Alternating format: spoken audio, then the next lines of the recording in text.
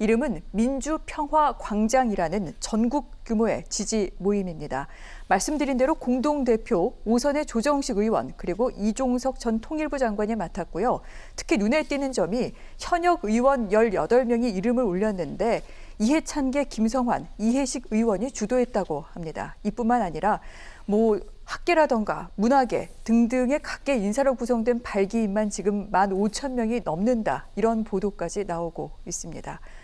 규모만 봐도 몇몇만 봐도 상당한데 자, 어떠한 뜻이 있는 건지 두 분의 의견을 들으면서 좀 오늘 이야기 시작하도록 하겠습니다. 교수님, 어떻게 평가할 수 있을까요? 일단 이제 현재 여권의 유력한 대선 후보 중에는 가장 지지율이 높지 않습니까? 네. 그리고 지지율이 이렇게 등락이 있었던 게 사실은 어느 정도 고정 지지층을 끌고 가면서 계속 왔어요. 그런 점으로 본다고 하면 현재 상황으로 보면 가장 그러니까 민주당의 대통령 후보가 될 가능성이 높은 사람이죠.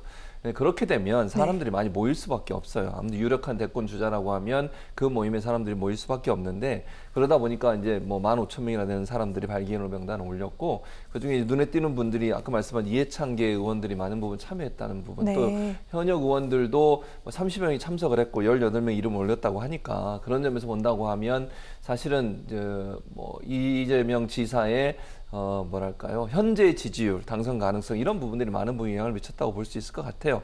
그런 부분들이 이재명 지사가 차기에 이제 대통령 후보가 될 가능성이 가장 높은 인물이라고 하는 부분이 증명되는 부분이라는 생각이 들고요. 또 이제 계파나 이런 거에 관계없이 어쨌든 가장 이제 대선 후보가 될 가능성이 높은 사람들에게 여러 계파나 아니면 출신의 사람들이 함께하고 있다. 이런 점도 눈여겨볼 부분이 아닌가 이런 생각이 듭니다. 네. 가장 지금 지지율이 높은 후보라고 얘기할 수 있는 이재명 경기도지사 캠프에 사람들이 모인 이유, 그래서 이렇게 놀랄 만한 일도 아니고 어떻게 보면 지금 당연한 수순으로 가고 있는 것이다라고 그렇게 좀 말씀을 정리할 수 있을 것 같은데 오늘 이 전국적인 지지 모임인 민주평화광장은 이 전국에 자생적으로 산재해 있는 이 지사의 지지 모임 등을 하나로 묶는 그런 플랫폼이라고 합니다. 그리고 또 의원들의 지지하는 모임도 별도로 있긴 한데 이 모임도 오늘 20일에 이제 출범을 할 것이다. 이런 얘기 나오고 있고요. 오늘 이 민주평화광장 발족에서 또 눈에 띄는 인사 가운데 한 명이 노무현 전 대통령의 사위인 곽상원 변호사이기도 합니다. 지난주에 봉하마을을 참배했을 때 곽 변호사가 또 함께 동행하기도 했는데 여러 가지 부분에 또 시사하는 부분이 있지 않을까 싶기도 하고요. 장 평론가께서는 어떤 부분을 눈여겨보십니까? 일단 구친노가 이재명 지사를 중심으로 결집한다는 걸 눈여겨봐야 될 것 같습니다. 네. 많은 사람들이 친노와 친문을 하나의 세력이라고 혼동하고 있지만 사실 과거 노무현 전 대통령과 같이 했던 가까웠던 사람들과 지금 문재인 대통령 이후에 새로운 주류로 떠오른 친문 사이에는 겹치는 의원도 있지만 그렇지 않은 거리감이 있는 의원들도 꽤 있습니다. 네. 이를테면 21대 국회에 대거 입성한 민주당 초선들 상당수는 문재인 청와대 출신이긴 해도 노무현 청와대 경험은 없는 사람들도 많거든요. 그런 관점에서 이해찬계가 움직였다는 건, 이해찬 전 대표와 가까운 사람들이 움직였다는 건 과거에 이 친노, 원조 친노로 불렸던 정치 세력이 이재명 지사를 문재인 대통령의 다음 기수로 인정했다는 뜻이 되는 것이기 때문에 그동안은 친문이라는 큰 범주 안에서 하나의 주류 세력으로 똘똘 뭉쳐있던 민주당 내 정치인들이 구친노와 신친문으로 분화하는 갈라지는 과정이 아마 대선 경선 과정에서 도드라지게 보일 것 같고요. 그 중심축에는 역시나 이해찬 전 대표가 있는 것 같습니다. 그리고 또 한 가지 시기적으로 지금 이렇게 15,000명이 넘는 발기인들이 참석하는 어떤 이 대선 조직을 가동시켰다는 것은 이재명 지사가 민주당 경선 일정 바꾸는데 동의 안 해주겠다는 뜻이기도 해요. 왜냐하면 연말까지 이 대선 후보를 뽑는 경선 일정 연기를 염두에 두고 있었다면 지금 이 플랫폼을 가동시키기에는 시기가 다소 빠른 감이 있습니다. 그런데 5월에 본격적으로 대선 출마 의지를 드러내고 조직을 가동했다는 건 9월에 경선 후보로 선출되는 것, 경선이 끝나는 걸 염두에 둔 그런 일정이기 때문에 지금 일부 친문 의원들이 경선 연기해야 된다. 또 야당이 국민의힘의 대선 후보 경선 종료 일자와 민주당의 경선 일자를 맞춰야 된다. 이런 주장들 받아주지 않겠다는 가장 강력한 의사를 말이 아니라 행동으로 보여줬다는 점에 있어서 이미 민주당 대선 레이스는 사실상 이재명 독주 체제가 어느 정도 완성되어 가고 있는 것이 아닌가, 그런 분석을 해도 크게 과함이 없을 것 같습니다. 아, 그렇군요. 이 참여한 사람들의 몇몇뿐 아니라 왜 오늘 5월 11일에 열리게 됐는지, 이 부분까지 왜 눈여겨봐야 되는지 여기에 대한 설명까지 들어봤습니다. 방금 친노와 또 신친문 세력이 어떻게 이제 분화돼 나가고 어떻게 세력을 경쟁하게 되는지 하나의 또 시발점이 되고 있다라고 말씀을 하셨는데, 그렇다면 구친노라고 얘기할 수 있는 이해찬 전 대표 얘기를 좀 해보려고 합니다. 왜냐하면 오늘 지지 모임에 말씀드린 대로 이해찬 전 대표 계열 의원들이 많이 지금 참여를 했고요. 오늘 이 모임의 이름인 민주평화광장 가운데 광장이란 이름은 이해찬 전 대표의 연구 조직 이름이 바로 광장인데, 이 이름과 또 여기에 참여한 사람들을 그대로 물려받았다, 이런 얘기가 나오고 있습니다. 뭐 사실은 이 경기도 부지사 가운데 한 명, 평화부지사 이재강 평화부지사인데 이 분도 이쪽 이해찬계로 지금 분류가 되고 있고요. 이 같은 부분에 있어서 여러 가지 좀 해석을 할 수 있을 것 같은데 어떻게 보십니까? 사실 이전 평화부지사였던 이화영 전 의원 경기도에 보낼 때도 이해찬 기였기 때문에 물밑에서는 이해찬 전 대표와 이재명 지사 사이에 연대가 이루어졌다는 분석이 많이 나왔고요. 두 사람 사이가 상당히 좋은 것으로 알려지고 있어요. 이해찬 전 대표 입장에서는 어떻게든 정권을 재창출하는 것이 중요하기 때문에 친문이냐 아니냐보다는 정권 재창출의 가능성이 높은 강한 후보를 지지해주겠다는 의사가 확고했던 것 같고, 지금 시점에서는 그 강한 후보가 이재명 지사라는 결론을 내리게 된 것으로 보여집니다. 그리고 실제로 이해찬 전 대표가 전당대회 당대표 나왔을 때도 보면요, 소위 말하는 신친문들, 새로운 친문들은 이해찬 전 대표가 아니라 김진표 의원 밀었었다고 봐야겠죠. 그리고 비주류인 송영길 의원이 2등을 했었고 이해찬 전 대표가 1등을 했었기 때문에 지금 경선 연기를 주장하는 신친문들과 이해찬 전 대표의 색채는 비슷한 듯 보이지만 깊이 들어가 보면 약간의 결이 다르다는 건 정치 전문가들이 다 알고 있는 사실이고, 그런 관점에서 친문 주류가 주도권을 잡는 것보다는 정권을 재창출하는 게 중요하다는 것을 이해찬 전 대표는 누구보다 잘 알고 있는 사람입니다. 왜냐하면 노무현 정부 이후에 정권이 교체되었을 때 가장 많은 고초를 직접 겪었던, 그리고 그 고초 겪는 민주당의 사람들을 옆에서 지켜봤던 인물이기도 하기 때문에 본선에서의 경쟁력을 기준으로 이재명 지사를 밀어주기로 결심을 한 것 같고요. 이 행사에 이해찬 전 대표가 직접 모습을 드러내지는 않은 것 같습니다만 김성환 의원이 갔으면 그냥 다 간 거라고 보면 될 것 같아요. 사실 김성환 의원이 이해찬 전 대표 시절 비서실장을 했기 때문에 당대표 비서실장에 있으면 그것보다 더 강한 측근일 수는 없는 것이거든요. 그러면 이제 남아있는 민주당의 친문에 속하는 의원들도 고민이 깊어질 겁니다. 정세균 전 총리나 이낙연 전 대표를 바라보면서 그래도 이 주류에 있을 것인가, 이미 대세가 기울었는데 지금이라도 이재명 지사 쪽으로 가야 되는 것은 아닌가, 이 고민하는 과정에서 약간의 파열음이나 분란이 있을 텐데 이 당내의 분란을 얼마나 잘 조율하느냐가 민주당 대선 경선에서의 큰 과제가 될 것 같습니다. 그렇군요. 자, 이렇게 민주당 안에서 세력이 어떻게 정리돼 가는지 이 부분도 눈여겨볼 대목이다라고 말씀을 하셨는데, 아직 이해찬 전 대표가 자신의 의사를 공식적으로 표명하지는 않았습니다만 여러 가지 지금 해석은 결국 이재명 경기도지사와 이해찬 전 대표가 손을 잡았다, 이렇게 나오고 있는 것 같습니다. 교수님께서는 어떻게 생각하십니까? 저도 그렇게 생각해요. 네. 그러니까 이해찬 전 대표가 이재명 지사 쪽으로 일정 부분 좀 기울었다, 이렇게 보는 게 맞을 것 같고, 또 이제 본인의 같이 일했던 측근들이 일정 부분 이재명 지사 측에서 일을 하고 있다는 것도 그런 점을 명확하게 보여준다고 보여지는 것이고요.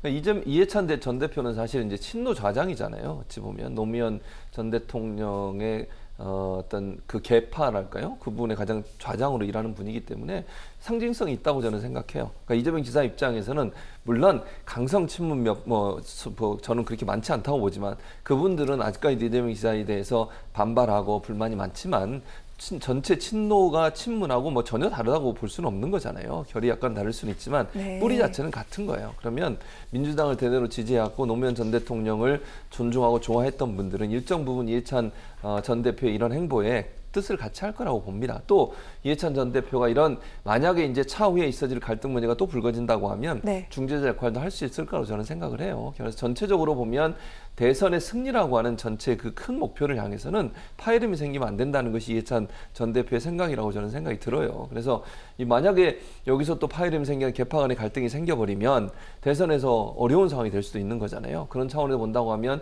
정권 재창출이라고 하는 아주 중요한 목표를 달성하기 위해서는 계파도 필요 없고 측근도 필요 없다. 이제는 한 목표를 향해서 될 수 있는 사람을 적극적으로 밀어서 당선되도록 만드는 것이 필요하다라고 하는 것이 이해찬 전 대표의 어떤 선택이나 결정이 아니었겠나, 이렇게 생각이 됩니다. 그렇군요.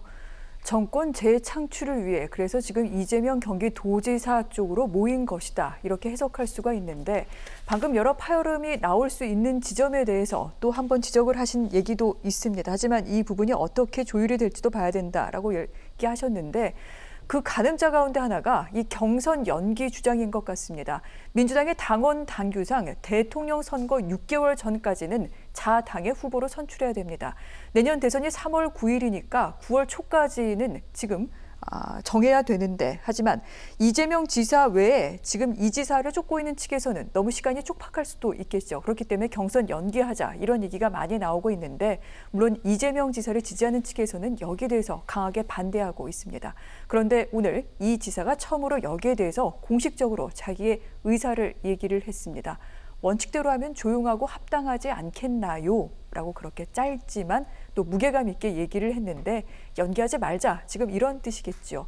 민주당 내에 불거지고 있는 대선 경선과 관련된 여러 가지 논란. 이거 어떻게 정리하는 게 좋을까요, 교수님? 저는 이재명 지사의 말이 맞다고 생각해요. 원칙으로 가야 된다. 이렇게 네. 여러 가지 의견이 부딪힐 때 특히 이제 이해관계가 충돌하는 거잖아요, 이거는. 그러니까 서로에게 늦게 하면 유리한 사람이 있는 거고 빨리 하면 유리한 사람이 있어서 이해관계 충돌할 때는요, 원칙을 지키는 게 가장 좋아요. 안 그러면 누구 한쪽이 유리한 쪽으로 결정이 될 수밖에 없는 거고 이건 아주 민감한 사안입니다. 왜냐하면 네. 대선 후보를 결정하는 것이고 경선의 어떤 룰을 정하는 건데 그것도 제일 앞장서고 있는 지금 현재 지지율로 제일 앞장서고 있는 사람이 동의 안 하면 가능하겠습니까? 갈등만 부추기는 거예요. 그러니까 이게 가능해지려면 네. 모든 가능 후보들, 예컨대 경선에 나서겠다는 후보들이 모두 다 동의하면 가능해질 수 있는데 이재명 지사 측에서는 제가 볼 때 동의할 가능성이 낮아요. 그러면 갈등의 요소로 작용할 수밖에 없다는 거죠. 만약 이게 논란이 돼버리면요, 민주당 내에서 계파 갈등이 더 불거질 수밖에 없는 거잖아요. 후보 간의 갈등이 불거질 수밖에 없고 그럼 자중질환에 빠지게 되고요. 서로가 서로를 공격하다 보면 한 팀이 될 수가 없어요. 그럼 대선에서 패합니다. 저는 만약에 민주당이 이런 문제 가지고 갈등을 일으키고 충돌해가지고 네. 자중질환에 빠지거나 계파 갈등이 부각이 되면요, 대선에서 상당히 어려운 상황에 빠질 수밖에 없어요. 지금 누구도 장담할 수 없는 상황 아닙니까? 대선에서 박빙이 될 가능성이 높은데 네. 한 마음 한 뜻으로 뭉쳐도 될까 말까인데 이런 문제 가지고 싸우는 것이 과연 타당한가? 그러니까 이렇게 이해관계가 충돌될 때는요, 원래 있었던 원칙을 지키면 문제가 없어요. 그런데 그 원칙을 깨고 다른 새로운 시도를 하다 보면 불만이 생길 수밖에 없고 그러면 갈등은 더 증폭될 수밖에 없다. 그래서 저는 원칙대로 가는 게 맞다. 물론 전제는 제가 말씀드린 것처럼 모든 후보가 다 동의하면 가능해요. 근데 그럴 가능성이 낮기 때문에 이렇게 이해관계가 얽혀있는 사안은 네. 원래 있던 원칙을 지키는 게 가장 좋을 거라고 생각을 합니다. 그렇군요. 오늘 이재명 지사가 본인의 뜻을 밝힌 만큼 이 경선과 관련된 문제는 뒷조동 쪽이 원하는 대로 좀 연기되는 쪽으로 가기는 좀 어렵지 않을까 그렇게 싶기도 합니다. 방금 최 교수님이 지적을 하셨는데 아마 국민들이 보는 이 대권 주자들 간의 경쟁은 어떤 자기한테 유리한 룰을 적용해달라고 얘기하는 것이 아니라 정책이나 비전을 제시하는 걸 겁니다. 그런데 지금 민주당 안에서는 대선 경선 연기와 더불어서 부동산 정책이 실패한 데 대한 그 책임을 두고 또 공방이 벌어지고 있는 대목이 있습니다. 이재명 지사 측과 정세균 전 총리 측에서 이런 말을 주고받았는데 이 지사 측의 그 인물인데 한 의원이 그런 얘기를 올렸습니다. 자신의 그 SNS에 정부에서 지금 부동산 정책이 실패한 부분에 대해서 당정청 회의에 들어가셨던 이낙연 전 총리, 정세균 전 총리의 책임이 크지 않겠느냐라고 얘기를 했고 이 부분은 이재명 지사도 이 부동산으로 큰돈 벌 수 없다는 대통령이 얘기한 부분을 관료들이 제대로 미션을 수행하지 않았다라고 하면서 애둘러 비판을 했는데 정세균 전 총리가 어제 모임이 끝나고 난 뒤 기자들의 질문에 대해서 바로 받아쳤습니다. 물론 자신 책임 당연히 있다. 그런데 지자체도 할 수 있는 일이 있었다라고 얘기를 했는데 한편에서는 지금 사실 유력 여당의 주자들이 이렇게 이 부동산 정책을 어떻게 할 것인지를 논하는 것이 아니라 서로 책임을 떠넘기는 양상이 맞는 것이냐 이런 비판적인 얘기도 나옵니다. 평론가님 어떻게 보고 계십니까? 그러니까 지금 대안을 내놓아도 늦은 시점인데 4년이나 지났는데 네. 유력한 여당의 대선 주자 한 분은 총리하셨고 한 분은 경기도 지사하고 계신 분이 서로를 향해서 누구 잘못이다, 누구 탓이다. 한쪽은 관료 탓, 한쪽은 지자체는 뭐 했느냐. 이 모습. 이런 비판의 영역이나 책임을 따지는 건 저희 같은 정치평론가들이 참 잘하는 일입니다. 그런데 이 나라를 이끌겠다는 지도자라면 대안을 이제 가져오셔야죠. 이재명식 부동산 정책이 무엇인지, 네. 정세균식 부동산 정책은 무엇인지. 근데 그나마요, 이재명 지사 같은 경우는 부동산 정책에 대해서 민주당 주류와 결이 다른 이야기를 좀 하긴 했어요. 뭐 여러 가지 이 세제 부담을 완화한다던가 실거주 용도라면 2주택자에 한해서라도 1주택자가 아니라 2주택이라도 세제 부담을 대폭 완화해주고 생필품에 준하는 수준의 세금만 매겨야 한다. 이런 파격적인 공약, 정책을 내걸기도 했는데 정세균식 부동산 정책은 뭔지 제가 하루 종일 뉴스 보는 게 직업인데 들어본 적이 없습니다. 뭔가 대안을 들고 나오실 때가 됐다. 그리고 이재명 지사도 저는 감히 조금은 비겁하지 않나는 단어를 쓰고 싶은데 이게 어떻게 관료 탓입니까? 대통령 탓이죠. 우리가 공무원들 평가할 때 흔히 영혼 없는 공무원이라는 표현을 관용어처럼 사용을 하는데 위에서 지시하면 시키는 대로 하는 게 공무원들입니다. 문재인 대통령과 이 참여정부 부동산 정책 실패했던 김수현 전 정책실장이 시키는 대로 공무원들은 한 죄밖에 없습니다. 근데 그 결과가 이렇게 나왔으면 이재명 지사도 보다 솔직하게 국민 마음을 얻기 위해서라면 이건 문재인 대통령 잘못이다. 특히나 노무현 정부에서 엄청나게 실패한 김수현 전 정책실장을 다시 등용하고 중용한 문재인 대통령의 인사 실패다. 이렇게 평가하는 게 국민들 앞에 본선 경쟁력을 더 높이는 길이 아닐까 싶고요. 당내 친문 당원들이나 친문 의원들 눈치를 살피느라 네. 차마 문재인 대통령 탓이라고 못하고 애둘러 관료 탓을 하신 것 같은데 모르겠습니다. 이런 애매모호한 태도가 민주당 내부 경선에서는 어느 정도 긍정적으로 작용할진 몰라도 본선에 나오시면 문재인 정부에 대한 부정적 여론이 지금 높기 때문에 대통령이 잘못한 건 비판할 수 있는 그러한 과감성이 필요하거든요. 그 부분에 있어서 이재명 지사가 과거 대선 경선에서 문재인 대통령과 각 세우다가 몇 년 동안 친문 진영으로부터 사실상 많은 비판을 받았잖아요. 그런 과거의 경험 때문에 지나치게 몸을 사리고 있는 것은 아닌가. 그러면 민주당 지지층 마음도 못 얻고 중도층이나 무당층 국민 마음도 못 얻을 수 있다. 너무 애매모호하다. 이런 부분도 지적하지 않을 수가 없겠습니다.